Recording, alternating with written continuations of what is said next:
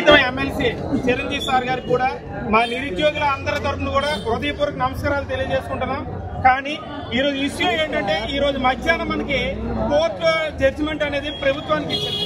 Exam అనేది ప్రభుత్వానికి decision అనేది ప్రభుత్వం ఫైనల్ డెసిషన్ ఇచ్చింది. జడ్జిమెంట్ అనేది క్లారిటీ లేకుండా ప్రభుత్వం దగ్గరికి వెళ్ళిపోయింది.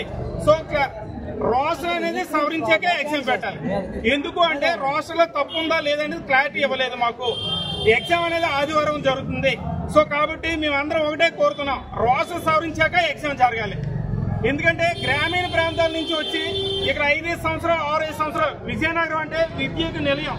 చాలా అనేక రకాల ఎగ్జామ్స్ కి ఇక్కడ ప్రిపేర్ అవుతున్నారు. సగటున ఒక స్టూడెంట్ యొక్క ఆవేదన తెలుసుకొని ఇక్కడ మాకు న్యాయం చేకూర్చాలని మాది న్యాయబద్ధమైన కోరిక.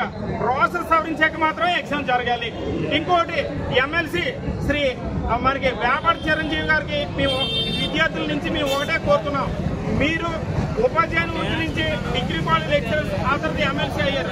ఎమ్మెల్సీ అయ్యేటప్పుడు మీరు విజయనగరం వచ్చారు. ఇక్కడికి వచ్చి మా అందరికి కూడా హామీ ఇచ్చారు, గ్రూప్స్ లో కానీ ఎక్కడైనా సరే నిరుద్యోగ సమస్య వస్తే నేను వచ్చి స్వయంగా పరిష్కరిస్తాను, నేను మాట్లాడుతాను అని మీరు చెప్పారు కూడా. అదేవిధంగా లోకేష్ గారు కూడా యువకాలంలో ఇక్కడ మన విజయనగరం వచ్చారు. ఎక్కడైనా సరే నిరుద్యోగులకు కానీ ఏదైనా సమస్య ఉంటే మేము పరిష్కరిస్తామని మన